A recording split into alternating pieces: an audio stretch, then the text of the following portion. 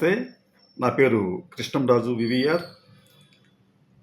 NDA national democratic alliance ఈ కూటమి ఆంధ్రప్రదేశ్లో తన మేనిఫెస్టోను విడుదల చేసింది.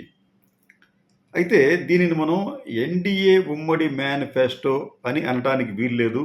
ఎందుకంటే ఈ మేనిఫెస్టోలో భారతీయ జనతా పార్టీ భాగస్వామి కావడానికి ఇష్టపడలేదు.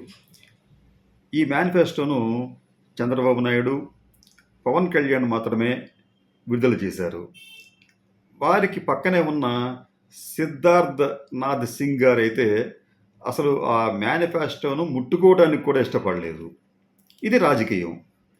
సరే, ఇక ఈ మేనిఫెస్టోలో ఉన్న అంశాలకు సంబంధించి ఆచరణ సాధ్యాసాధ్యాల గురించి ఒక్కసారి మాట్లాడుకుంటే, ఒక్క మాటలో చెప్పాలంటే ఈ మేనిఫెస్టోను యథాతథంగా అమలు చేస్తే అసలు అమలు చేయడానికి ఆస్కారం లేదు. ఒకవేళ అమలు చేయడానికి ప్రయత్నిస్తే ఆంధ్రప్రదేశ్ అధోగతి పాలవుతోంది.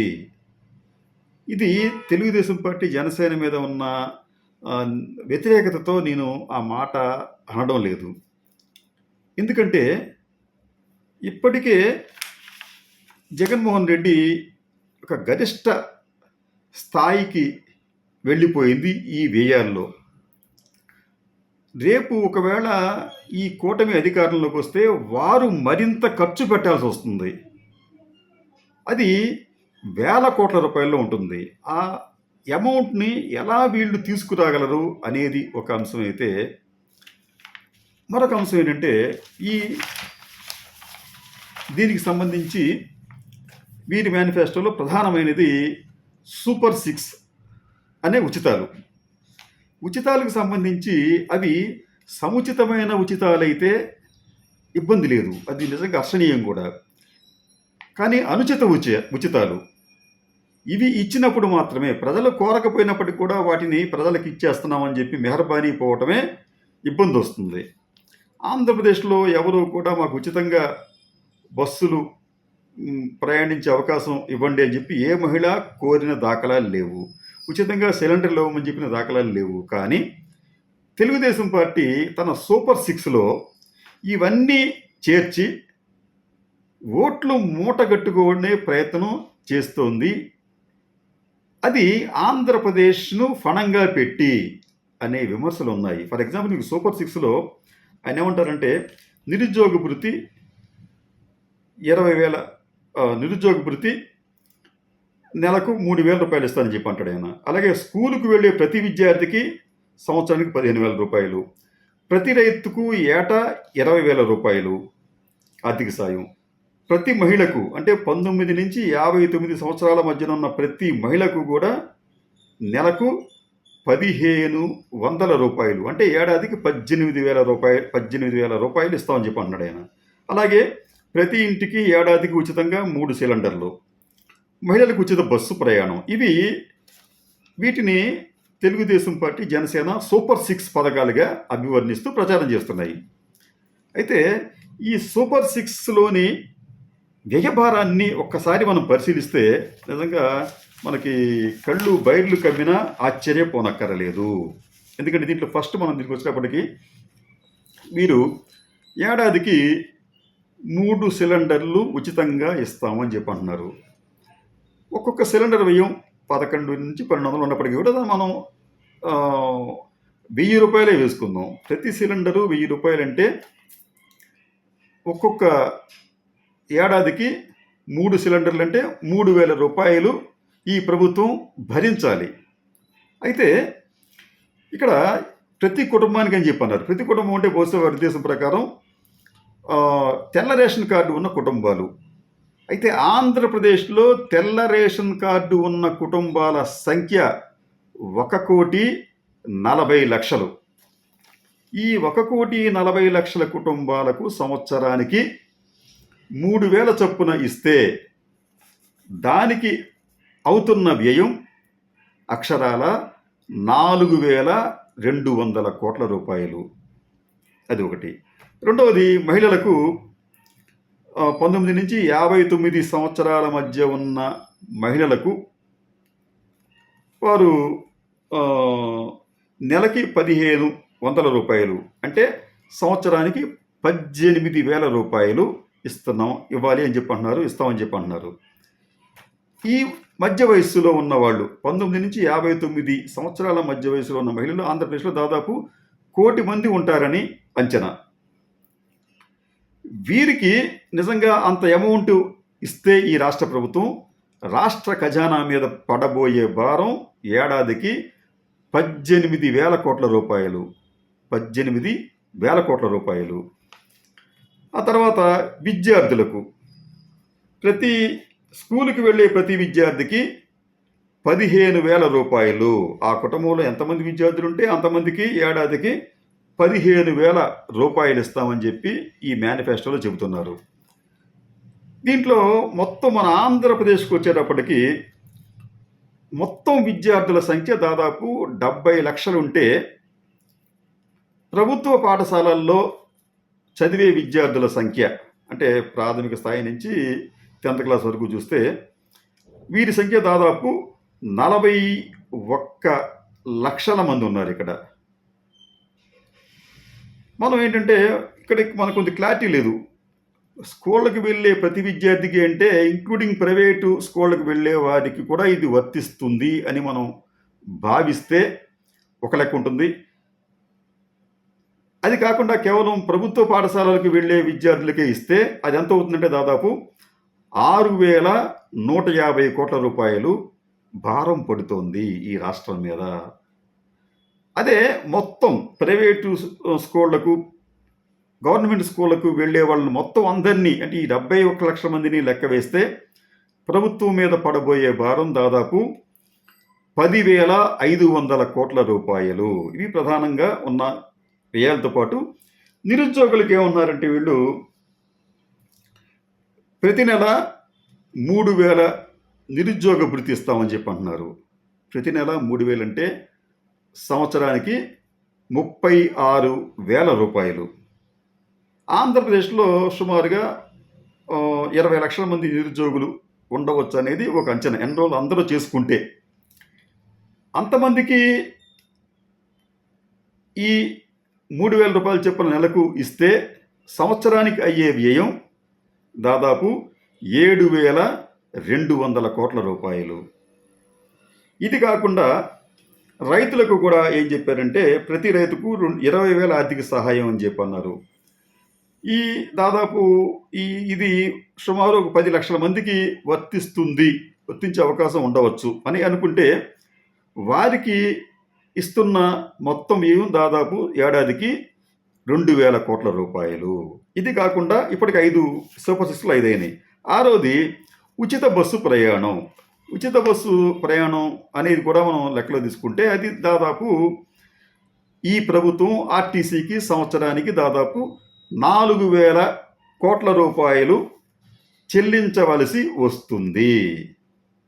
ఇక్కడ ఈ సూపర్ సిక్స్ అమలుకే రాష్ట్ర ప్రభుత్వానికి ఏడాదికి 41,550 కోట్ల రూపాయలు అవుతుంది. ఇది మనం ఇందాక అనుకున్నట్టు స్టూడెంట్స్ కేవలం ప్రభుత్వ స్కూళ్ళలో చదివే వారికి ఇస్తేనే 40 మొత్తం కలుపుకున్న అన్ని పథకాలకి 41,550 కోట్ల రూపాయల ఖర్చు అవుతుంది. ఒకవేళ ఈ మిగిలిన 3 లక్షల మందిని కూడా ఇది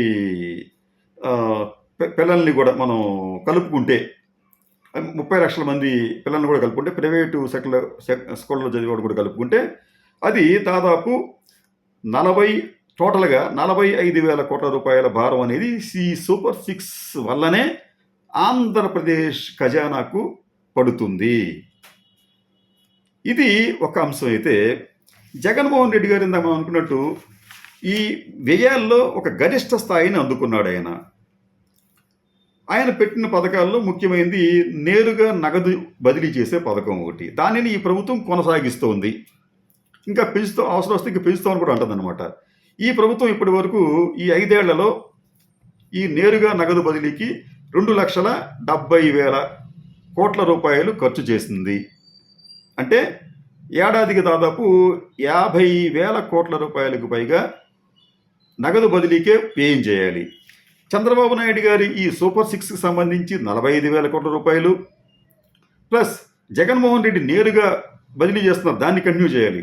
దానికి మళ్ళీ ఒక 50,000 కోట్ల రూపాయలు, అంటే ఇక్కడికే దాదాపు 95,000 కోట్ల రూపాయలు అయినాయి మనకు కనిపించాయి. అయితే ఇవి కాకుండా అనేక పరోక్ష పద్ధతిలో ఈ ప్రభుత్వం సంక్షేమ పథకాలకు ఇస్తున్నది కూడా చాలా పెద్ద మొత్తాల్లో ఉన్నాయి. వాటిని కూడా కొనసాగించాలి. అలాగే ఇవన్నీ కొనసాగిస్తూనే మళ్ళీ చంద్రబాబు నాయుడు గారు కొత్తగా అనేక ఫ్రీబీస్ ఉచితాలు ప్రకటించారు. దాంట్లో ఒకటి, గతంలో నాయీ బ్రాహ్మణులకు తోక కత్తిరిస్తాను, మీ సంగతి చూస్తాను అని హెచ్చరించిన చంద్రబాబు నాయుడు గారు బహుశా వారంతా తిరగబడతారనో ఏమో తెలియదు, కానీ వారికి 25,000 రూపాయల గౌరవ వేతనం ఇస్తాను అని చెప్పి చెప్తున్నాడు ఆయన. ఇది రాష్ట్రంలో నాయీ బ్రాహ్మణులు కూడా పెద్ద సంఖ్యలోనే ఉంటారు. అది కూడా కొన్ని వందల కోట్ల రూపాయలు అవుతుంది అల్టిమేట్గా అది. ఇది కాకుండా